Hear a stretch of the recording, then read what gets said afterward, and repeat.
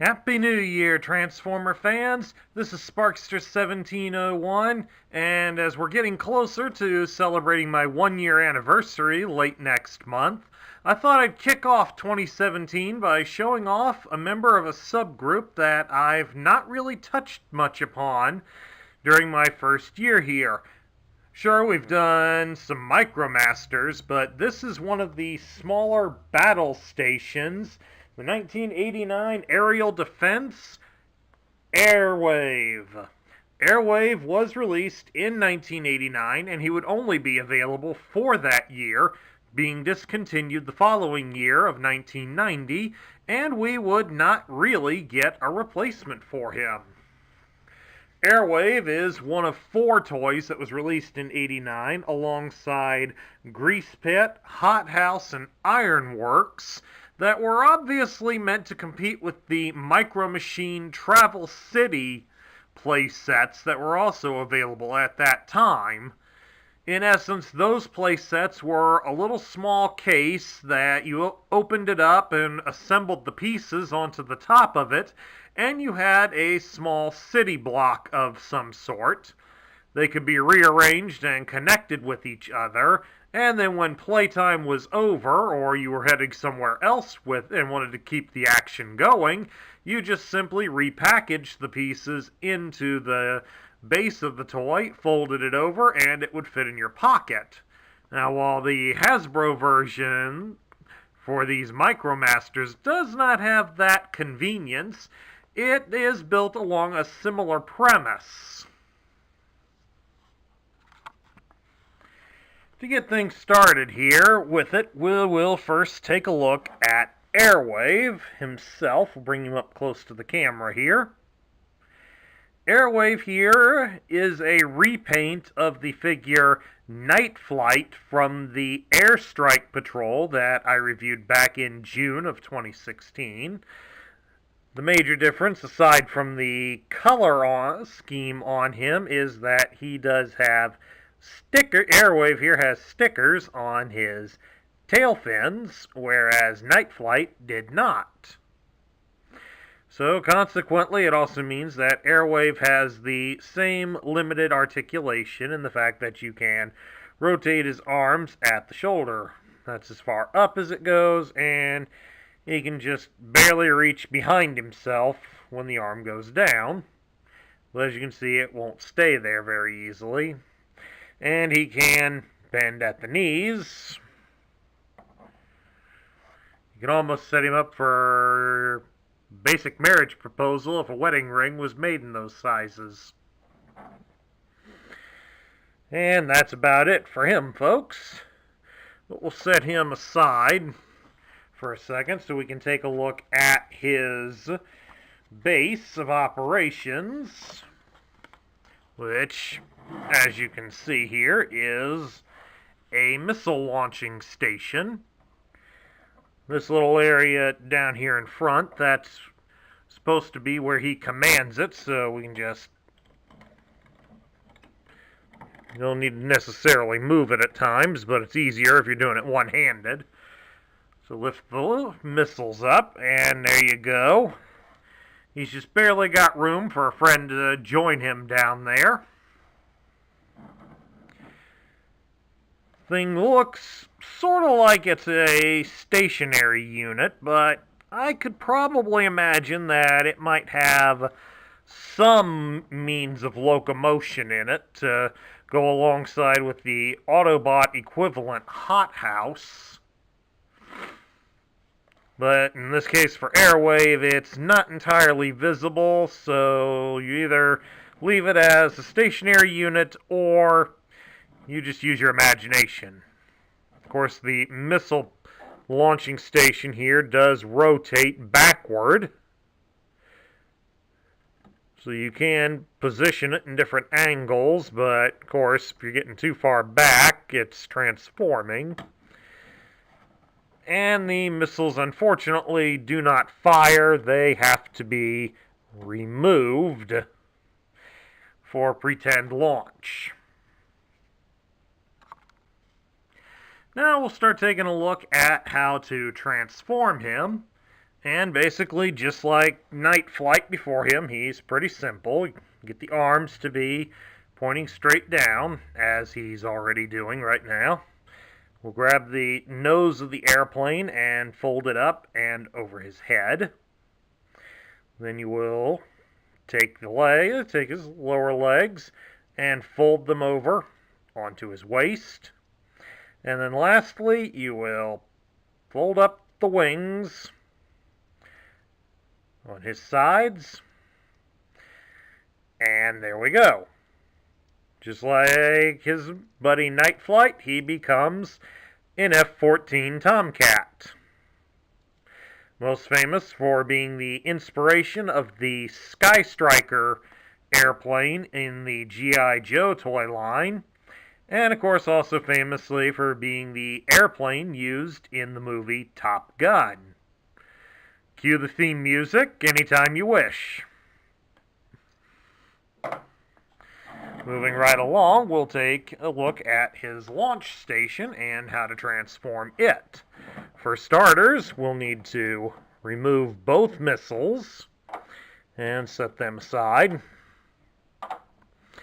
The launching platform itself now gets folded over and pressed in flatly so it's secure.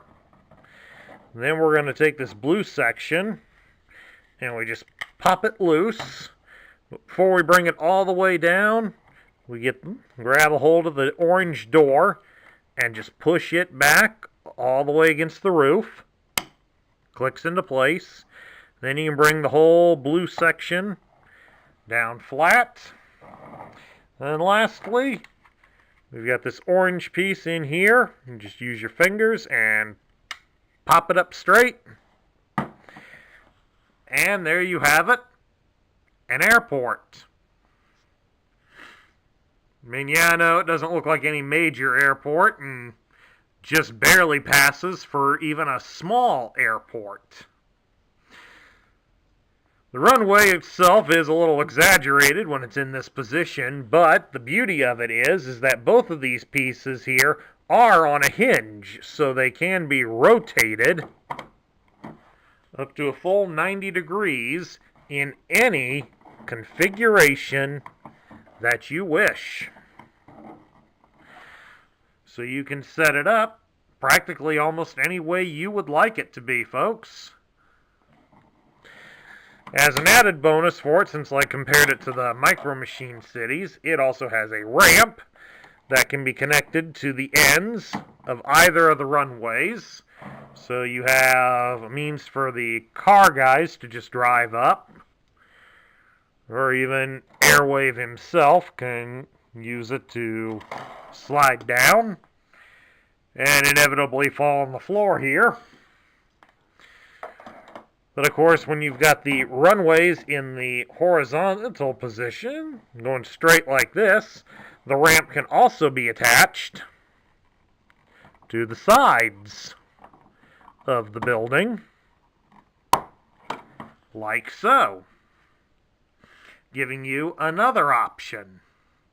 Now, when you're setting this up with any of the other MicroMaster play sets, these ramps can connect to all of the other bases, and thus allowing you to arrange the layout of your own Decepticon city, more or less however you wish. Plus, when you've got the addition of the fact that these runways can be repositioned any which way, you can get rather wild and crazy with the angles that you can position it. A little bit more fun and leisurely than how the Autobot ones can be arranged. But of course, as you would probably expect, the Autobots got bigger play sets, so kind of a catch-22 on that, folks. Now we'll take a look at Airwave's loose parts, and as you can see, he doesn't have too terribly many of them. But one thing that I do want to point out that a lot of the sites do mention is, of course, these two runway pieces, since they do have to be attached when you assemble the toy brand new. These are not meant to be removed from the toy after they've been attached. So I would be very cautious about the removal of these should you decide to do that. I mean, it's a small size toy. It will store pretty well. So I would advise any of you, if your runways are attached, please, please do not remove these so that you do not break this toy. Otherwise, Airwave includes a gray colored ramp. As you can see, this is the top side. It has a little stripe engraved inside it. And on the back, there's nothing. And of course, Airwave comes with two of these rather large, bright orange missiles. So they're real fancy about them. You can see on the back side, it's got a long groove down the center, but a couple of small circles are cut through it, sort of resemble a dumbbell clip, and that's how they mount onto the underside of the airport. I mean, if you even wanted to, while you've got it in this configuration, you can either clip them as they're presented on these front two clips, or if you really want to get creative when storing it, connect it to the further back one, and then you cannot transform it without breaking it. So kind of helps lock it into place and almost makes a good way to store the toy. Moving right along, we will take a look at his instructions. And these are a pretty small set of instructions. As you can imagine, he came in a pretty small box. See here on the front page, it shows the airport. And then on the second page, it has a close-up of Airwave himself. Then we get onto the first page showing the airport base. As you can see, that's roughly what it looks like without the runways attached. And then over here is the rest of the loose parts. How to assemble the airport. And right here it shows you about connecting the ramp onto the sides of the building, but as I pointed out, it also connects to the front of the ramps. Of course, this thing, the notation up here states the ramp can be added when the runways are in the forward position like this, but that really doesn't mean anything when it's on the ends there. It can go anywhere. And then on the back, it shows you how to transform Airwave into the robot.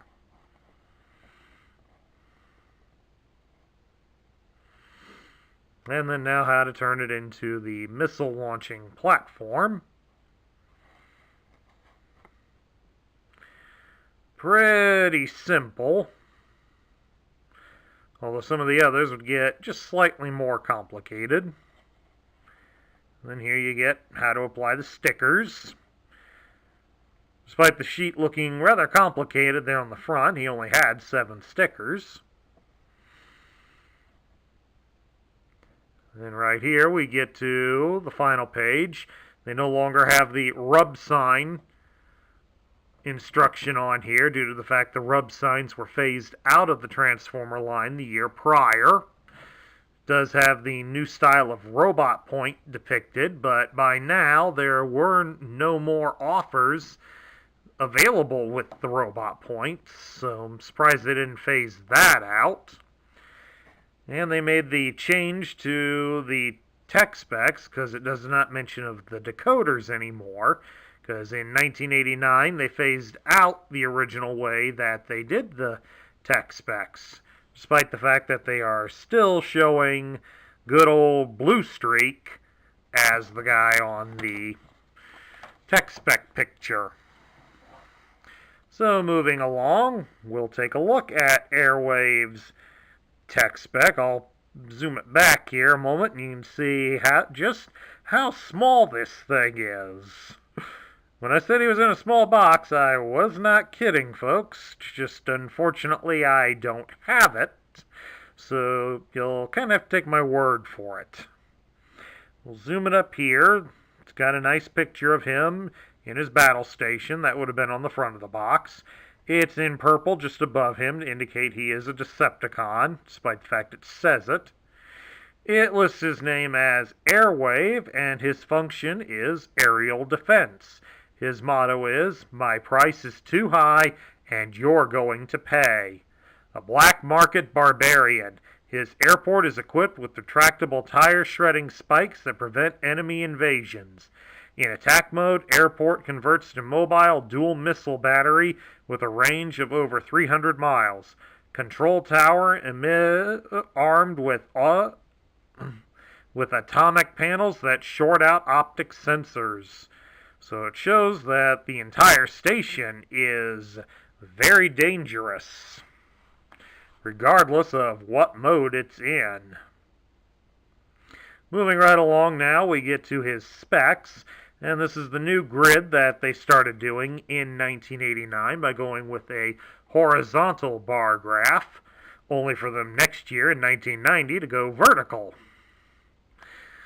It gives his strength as a very pitiful 1, his intelligence is 6, his speed is 7, his endurance is 5, his rank is 6, his courage is 9, and both his firepower and skill are 8. So, aside from having next to no physical strength, he's a pretty interesting, pretty strong dude in all the other areas. Before we get to my opinions, folks, I want to show off another set of instructions of his. This is a set that I bought off of eBay that are European in their origins. If I'm guessing my languages correctly, I would guess that this is in French and German. So, it does make for an interesting addition to my collection. And if nothing else, something of a rare treat for all of you to see. As you can imagine, something like this does not come up every day, and there aren't a whole lot of websites out there that show off the different instructions, especially if everything's more or less the same, and in this case it is. But still something else that's rather interesting to show off. And not necessarily for my own benefit, but for yours as well. Especially since down here at the very bottom of the fine print does indicate that it comes from Brussels and Holland over here. So, hello to any viewers out there that might be watching. Get those aside. Go along with it, they also came with the tech specs. Bring it up close so that if you're fluent in the languages, you can read it yourself. Otherwise, since it's in a dual language here, as you can see, the bar graph is just slightly smaller than the American one, due to needing to make out all the dual languages for the different statistics. So, quite an interesting thing to show off to all of you. Now we get down to, what do I think of him? Well, Airwave I kind of like. He's one of them that I've had since I was a child, so in some cases I might be a little biased towards him. But hear me out on it. Of the two of the 4 battle station play sets, Airwave and Hothouse were more the ones that seemed to be like mobile artillery, whereas Grease Pit and Ironworks become large towers that were more or less a permanent emplacement. I mean, as I stated earlier, on the hothouse toy, there was obvious tank treads along the bottom of the base, so it became obvious it became a tank. Whereas this has no obvious indication as to whether or not it is even mobile. So I like the fact that it at least leaves that to your imagination. As a character, Airwave's kind of one of those shady types. From going by the More Than Meets the Eye guidebooks, which is about the only source of real information that we have on him, his bio in it was written by Megatron, who explained that Airwave had been running in the Cybertronian government for a little bit prior to Megatron's takeover. So here we got it here, folks. He was an airbase inspector on Cybertron, and he was under suspicion of taking bribes to allow stolen and illegal goods to be smuggled in or off Cybertron. So when Megatron started to ship contraband, he did end up recruiting Airwave to assist him on that. Although Megatron does admit that he planned on disposing of Airwave when his usefulness ended. But Airwave proved himself to be a fair commander and did rack up an impressive body count of Autobots, making him worthy of respect from the Decepticon leader. However, it also implies in there that many of the other Decepticons are not real fans of Airwave, and they also know that because he has very little physical strength, they could easily take him in a fight. The big problem with that is that since he's Megatron's little buddy, that puts them at risk of retaliation from their supreme leader. So as long as Megatron, and possibly by some extension Galvatron, is still in power, Airwave is relatively safe in his position. That is, unless there's a battle going on and Megatron or Galvatron is far enough away from it that any of them can easily wipe him out. But again, as I was saying, as a toy, he does have some good potential. I like the way the runways can be rearranged on his airport mode. It allows you to rearrange and reconfigure your city a lot easier than a lot of the other play sets that are just static. They have to go together the one way and that's it.